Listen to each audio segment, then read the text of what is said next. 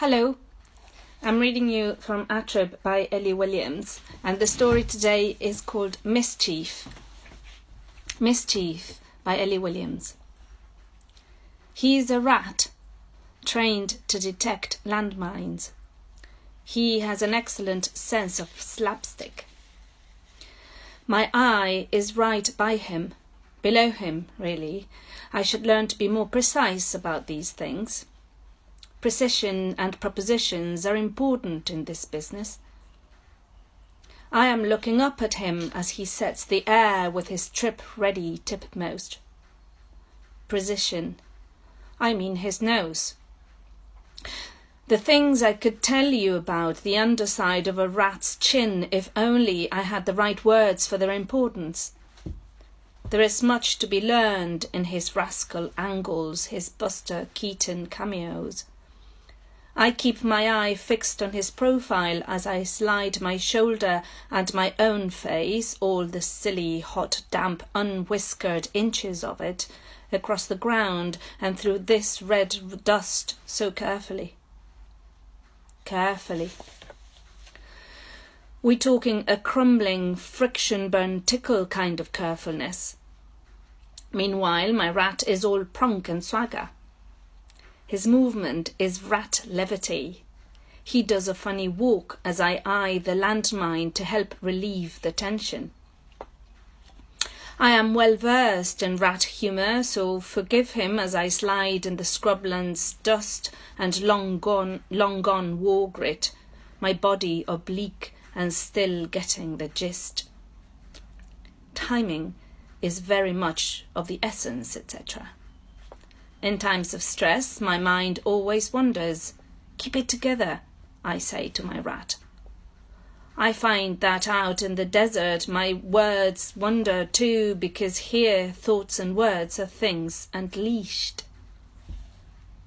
Also, if I'm honest, I spend far too much time talking only to rats. You may not know this, but rats enjoy ungainliness of scansion over content when it comes to speech. I am under no illusions. My charges appreciate the clicks and gurgles that I can produce in my silly, hairless throat far more than any sense I might be making. Lying here with my hand loosely on his tether and sliding inch slow through the dirt towards the device, I find that I am saying the word etc. to my rat in order to break the mood. My breath makes dust particles dance between us. I watch him boggle with joy at the word etc. and its spooky consonant and rhythms and its bite downs. This is our workplace banter. Minefield as open plan office. We'll come back to that. We've come down to that. My timing is all over the shop. For the moment, however, thought wander a little longer with me as you thank your lucky stars, and just look at that. Will you take a good long look at those whiskers, dear Lord? There's a face full of well-deployed M-dashes to make you weep in the desert. I am a long way from home, specifically its greens and its greys, its slate and its church bells. I resent the fact that snatches of schoolbook scripture always return to me when I'm out in the field, crawling and looking up at my rat's chins from impossible angles. Maybe this means that I'm praying? But I'm just saying keep it together and etc. to a rat that I have trained to smell TNT. The bit of the Bible currently lodged in my head runs, jumps, scans something like this. My brother Esau is an airy man, but I am a smooth man. That won't save me, I think, not even that pernickety and airy. And I find that I am wetting my lips. The classroom Bibles back home had uniformly blistered blue plastic covers. My rat gives a little twitch on his tether, and I murmur the word Esau to him with hopes of calming him. He preferred etc., I can tell. With my face like this in the singeing dirt, I'm looking up at him at such close quarters that proximity provides a false perspective. The thin film of dust on the landmine's surface is a mountain range with its own bouldered desert. From down here, his whiskers are as thick as a rainbow. Rainbows aren't thick, of course, but despite this rainless place, I am put in mind of rainbows of all things, because just look at the way the sun hits his fur right there, and his filaments, and his learning. There's something about the skittered light and its dazzle-mad miracle glare against this rat texture. It seems taut like a rainbow, doesn't it? Wonderful as a rainbow. I remember the day when a triple rainbow looped over the schoolyard back in far-off home. It had scared the daylights out of me. From this angle, and appearing so close and huge, my trained rat is an ancient god or a planet or a curse. He's a total dreamboat. He's vaudeville and a matinee idol, this guy. Heat suit footlights, I think, as my trained rat checks the air and my fingers flatten across our landmine's surface.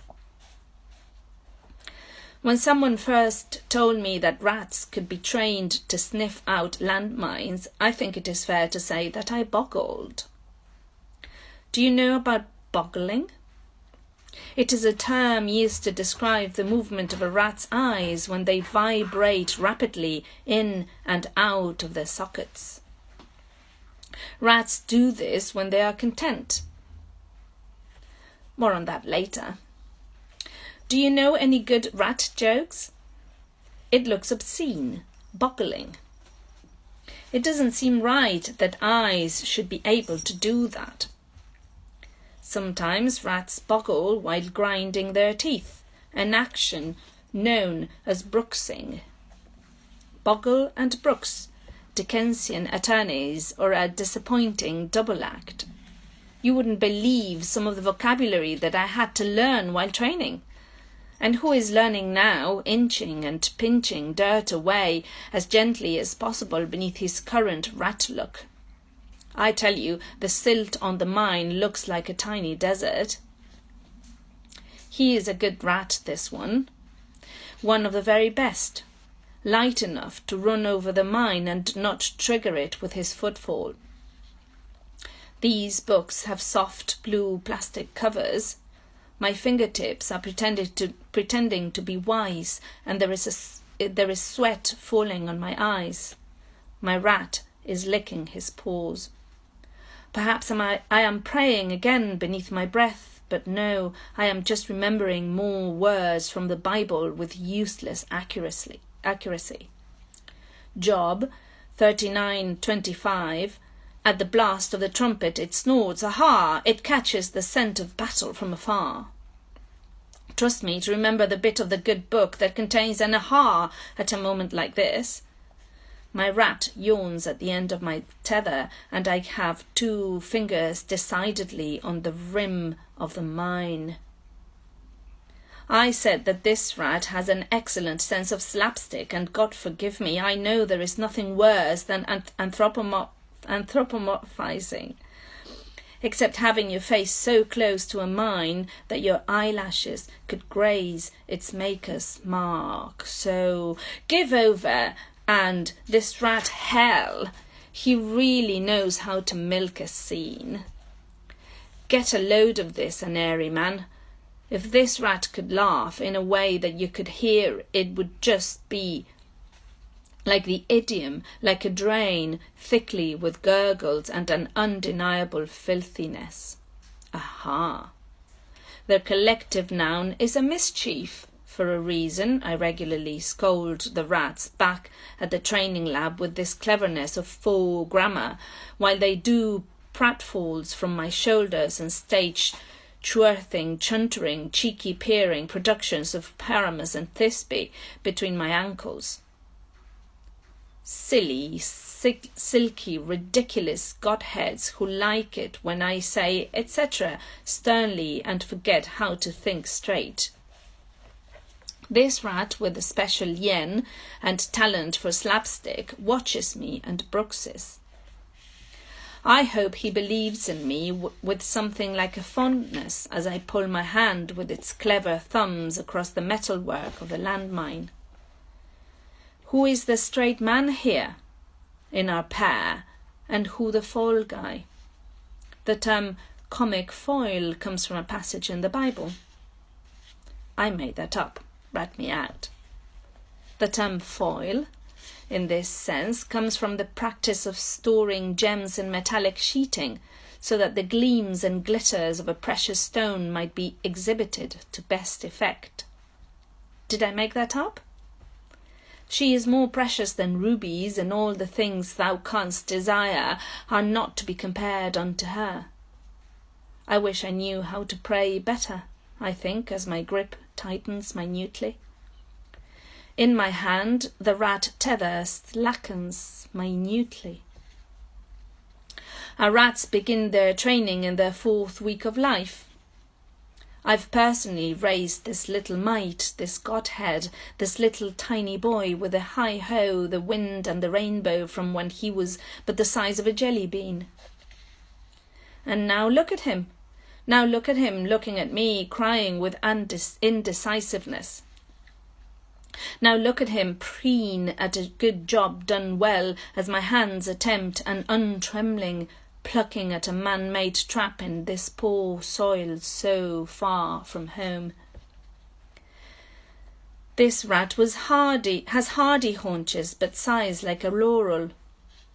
As I lie in the dirt, he stands over me in such a way that I can see the sun through his ears, and I am put in mind of stained glass. A passage from my training slips in amongst the Bible verses. I didn't understand its significance at the time, and yet there it is, tugging at my brain's sleeve. Perhaps you have heard of nominative determinism? The idea is that a person's given name can play a significant part in shaping particular aspects of their profession or character. Someone with the name Butler might be drawn to the service industry, for example, or a Mr. Love might find some form of amorousness sought, exhibited, demonstrably withheld, etc., becomes a predominant feature in their life.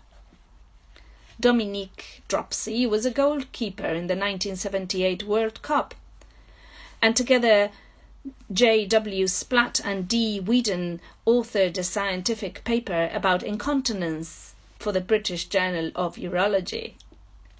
You get the picture. My rat is yawning again. Stay with me, my hands are on a landmine. Jak Panskip. When I saw this name written down in the training manuals, it struck me that it had all the phonetics of a rodent's laugh. Jak Panskip. In its vowels and cadence I could detect whiskers nudging back in rat mirth and sleek jaws tugging open with the width of a chirrup. I read about Jak Panskip's discovery that when rats played with one another they emitted ultrasonic chirps. These chirps could be directly associated with a positive emotional state. Rats laugh. Boy, oh boy, Jak Panskip, and they are ticklish. I am completely disarmed. I count down from 7, why not 7, and swallow. I watched my rat breathing in time with me, mere inches from my face. I know he cares so deeply about timing and the element of surprise. Dust did what dust does, and the sun swelled and swelled, playing its part. I flicked the appropriate mind things to mind flick. Question, I say, and my rat looks at the sun and pretends not to hear. My throat is dry, the back of my neck is wet, and every breath between us is swinging back and forth like a shared limerick. What did the rat say when his friend broke his front teeth? My rat blinks, as if to say he is embarrassed for me. The answer is hard cheese. None of us in the training centre dare to admit that we name our rats because we cannot afford to be sentimental. But between me and you, and the landmine and the sky, this rat is my favourite. He has a notch in his ear. He would not unsuit the name Esau. Since our base started operating in this former war zone, rearing and training and spreading the word, our rats have helped detect more than 100,000 active and inactive landmines. There's so much nonsense, so many nonsense verses muttered under breath to calm each other, so many nonsense words and rat laughs, whiffle-chop and maziflank, so many etceteras and so much dust. We have over 100 mine detection rats accredited at our base and ready to go into the field, and you better believe I print off a certificate each time that one of our guys or girls passes muster. The rats like the sound of the printer in the office when I make these certificates. Etc., it says to them through a mouth filled with hot ink. Etc., etc. Boom, boom. I have so many treats in my pockets. I have so many fingers on the lip of this device. My rat gives me a look that reminds me of Harry Seacombe. My rat gives me a look that reminds me of St. David and my school chapel's stained glass. My rat gives me a look that reminds me of music halls and classroom Bibles, and I cannot thank him enough as I sprawl and let my fingers find the right flavour of purchase on the device. Esau, I say. He boggles at me because I have treats in my pocket. Easy, I say to the landmine. I say to my rat, and he gives a little exasperated flood of cheek for my trouble, encouraging me. Where do you go to replace a rat's tail? I am not nervous when I am out here because I trust my students. He blinks at the sun once more. A retail store. Esau, my hairy man, I say as my hand stretches full across the landmine's surface. Why do rats need oiling? And my rat looks at me, and the angle of his chin changes in a way that only I could ever understand. A breeze brings glad tidings across our faces as both of us agree that now is not the time to provide punchlines.